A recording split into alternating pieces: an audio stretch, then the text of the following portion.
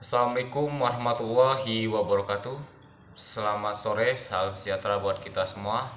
Yang terhormat Bapak Dr. Damrah MPD, yang terhormat Ibu Yuni Astuti SPD MPD, serta teman-teman yang saya cintai dan saya banggakan.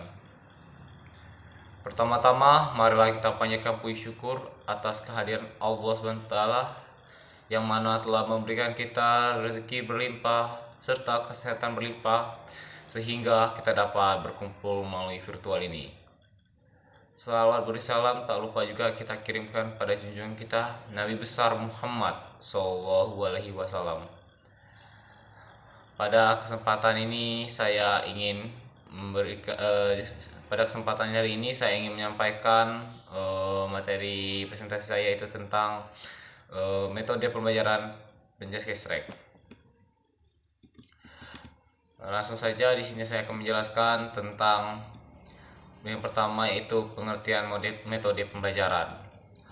Metode pembelajaran berasal dari bahasa Latin methodes, yaitu artinya jalan atau cara.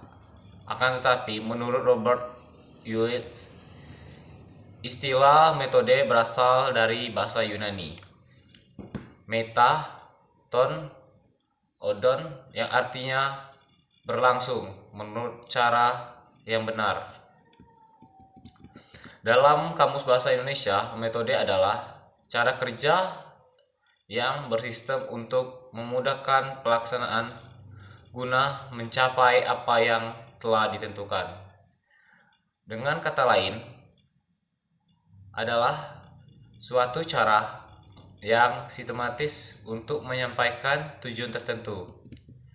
Sedang bila ditinjau dari segi terminologis atau istilah, metode dapat dimaknai sebagai jalan yang ditempuh oleh seseorang supaya sampai pada tujuan tertentu, baik dalam lingkungan atau perniagaan maupun dalam kaitan ilmu pengetahuan dan lainnya.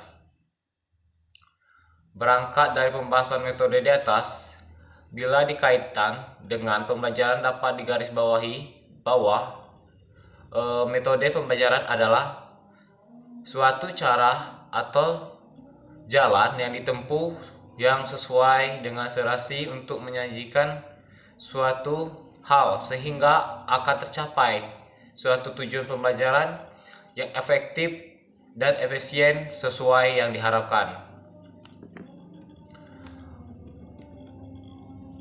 Adapun definisi metode pembelajaran antara lain, menurut Briggs 1991, metode pembelajaran adalah cara-cara untuk menyajikan bahan-bahan pembelajaran kepada siswi untuk tercapainya tujuan yang ditetapkan.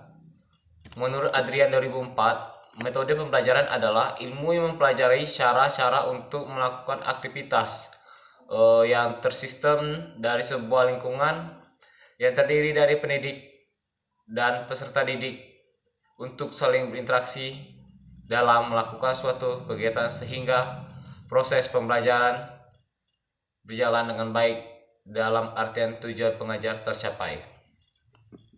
Sehingga berdasarkan beberapa pengertian dari para ahli di atas, maka dapat disimpulkan bahwa metode pembelajaran adalah cara, model, atau serangkaian bentuk kegiatan belajar yang diterapkan pendidik kepada anak didiknya guna meningkatkan motivasi belajar si terdidik guna tercapainya tujuan pengajaran.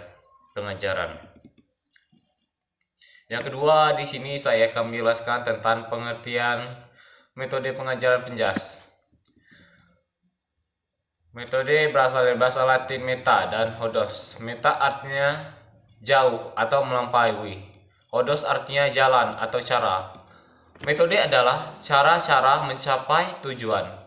Sedangkan pengertian mengajar menurut Arifin 1978 mendefinisikan bahwa mengajar adalah suatu rangkaian kegiatan penyampaian bahan pengajar kepada murid agar dapat menerima, menanggapi, menguasai, mengembangkan bahan mengajar itu.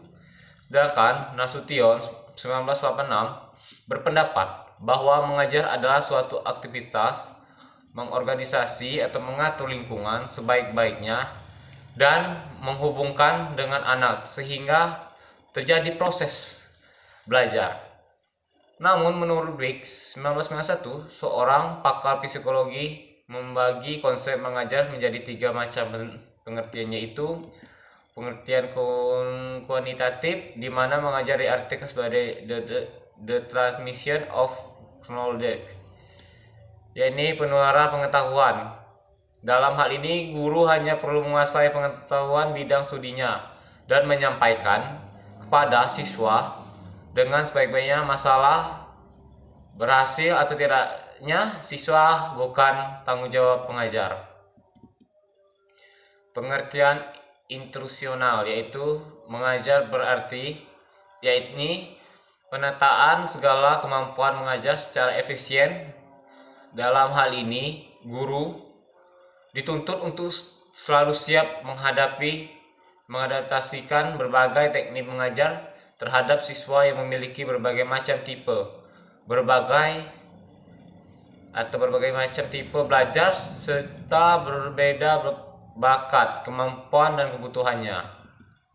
Pengertian kualitatif, di mana mengajar diartikan sebagai upaya membantu memudahkan kegiatan belajar siswa, mencari makna dan pemahamannya sendiri. Yang ketiga, di sini saya akan menjelaskan macam-macam metode pembelajaran. Secara garis besar, metode yang sering digunakan dalam pembelajaran orang dewasa antara lain, yang pertama yaitu ceramah dan tanya jawab. Dalam metode ceramah, proses belajar mengajar yang dilakukan oleh guru umumnya didominasikan dengan cara ceramah. Metode ceramah adalah metode yang boleh dikatakan metode tradisional, karena sejak dulu metode ini telah dipergunakan sebagai alat komunikasi lisan antara guru dengan anak didik dalam proses belajar mengajar.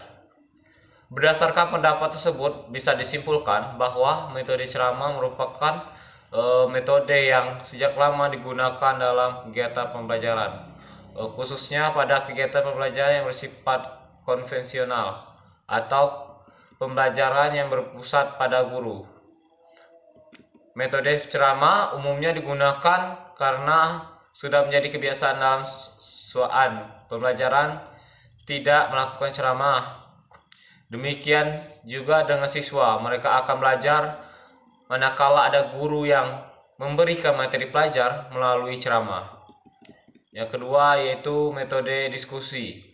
Metode diskusi adalah suatu cara mengelola pembelajar dengan penyajian materi melalui pemecahan masalah atau menganalisis sistem produk teknologi yang pemecahannya sangat terbuka. Suatu diskusi dinilai menunjang keaktifan siswa bila diskusi itu melibatkan semua anggota diskusi dan menghasilkan suatu pemecahan masalah. Tujuan penggunaan metode diskusi dalam kegiatan pembelajaran seperti yang diungkapkan Killen 1998 adalah tujuan utama metode ini adalah untuk memecahkan suatu permasalahan, menjawab pertanyaan, menambah memahami pengetahuan siswa, serta membuat suatu keputusan. Yang ketiga yaitu metode tanya jawab. Metode tanya jawab adalah suatu cara mengelola pembelajaran dengan menghasilkan pertanyaan-pertanyaan yang mengarahkan siswa memahami materi tersebut. Metode tanya jawab akan menjadi efektif bila materi yang menjadi topik bahasannya menarik, menantang, dan memiliki nilai aplikasi tinggi. Pertanyaan diajukan bervariasi, meliputi pertanyaan tertutup atau pertanyaan yang jawabannya hanya suatu kemungkinan, dan pertanyaan terbuka atau pertanyaan dengan banyak kemungkinan jawabannya, serta disajikan dengan cara menarik. Yang selanjutnya itu metode eksperimen. Metode eksperimen adalah suatu cara pengelolaan pembelajaran di mana siswa melakukan aktivitas percobaan dengan mengalami dan membuktikan sendiri suatu yang dipelajari. Dalam metode siswa ini diberikan kesempatan untuk mengalami sendiri atau melakukan sendiri dengan mengikuti suatu proses, mengamati suatu objek, menganalisis, membuktikan, menarik kesimpulan sendiri tentang objek yang dipelajari. Yang selanjutnya itu metode demonstrasi. Metode demonstrasi adalah cara pengelolaan pembelajaran dengan memperagakan atau mempertunjukkan kepada siswa suatu proses, situasi, benda, atau cara kerja suatu produk teknologi yang sedang dipelajari. Demonstrasi dapat dilakukan dengan menunjukkan benda baik yang sebenarnya, model maupun tiruannya, dan disertai dengan penjelasan lisan. Yang selanjutnya yaitu metode tutorial atau bimbingan. Metode tutorial adalah suatu proses pengelolaan pembelajaran yang dilakukan melalui proses bimbingan yang diberikan atau yang dilakukan oleh guru kepada siswa, baik secara perorangan atau per kelompok kecil siswa. Di samping metode yang lain, dalam pelajaran pendidikan teknologi dasar, metode ini banyak sekali digunakan khususnya pada siswa sudah terlibat dalam kerja kelompok. Yang selanjutnya yaitu metode problem atau solving atau pemecahan masalah. Metode problem solving, metode pemecahan masalah, merupakan metode pembelajaran yang dilakukan dengan memberikan suatu permasalahan yang kemudian dicari penyelesaiannya dengan dimulai dari mencari data sampai jadi pada kesimpulan. Metode pengajar pendidikan jasmani. Dalam yang selanjutnya itu saya akan menjelaskan metode pengajaran pendidikan jasmani. Ada beberapa metode. Yang pertama itu gaya komando. Gaya komando ini guru penjelas harus aktif karena penjelasan atau penyampaian materi diberikan oleh guru penjelas itu sendiri. Yaitu yang kedua itu gaya latihan. Gaya latihan siswa diberikan waktu untuk melaksanakan tugas secara perseorangan dan guru memberi umpan balik kepada semua siswa, semua perorangan. Yang selanjutnya itu gaya resiprokal. Gaya resiprokal adalah gaya yang memberikan kesempatan kepada teman sebaya untuk memberikan umpan balik. Yang selanjutnya itu gaya cukupan atau inklusi. Dalam gaya ini, guru memberi tingkatan atau level kemampuannya kepada siswa sehingga siswa dapat memilih gerakan suatu kemampuan. Yang selanjutnya itu gaya konvergen atau divergen. Dalam gaya konvergen, guru cukup memberikan atau memerintah instruksi dalam melakukan teknik gerakan dan siswa melakukan sesuai pengetahuannya. Contoh, bagaimana cara melakukan passing menggunakan kaki bagian luar dalam sepak bola atau lakukan. Dalam gaya divergen, siswa dituntut kreatif karena guru hanya memberikan instruksi atau perintah dan siswa melakukan. Contoh, buatlah bentuk latihan menggunakan tali untuk meningkatkan kebugaran jasmani. Mungkin itu saja yang dapat saya sampaikan. Saya akhiri. Apabila saya ada salah, saya mohon maaf. Kepada Tuhan saya mohon ampun. Saya akhiri. Wassalamualaikum warahmatullahi wabarakatuh.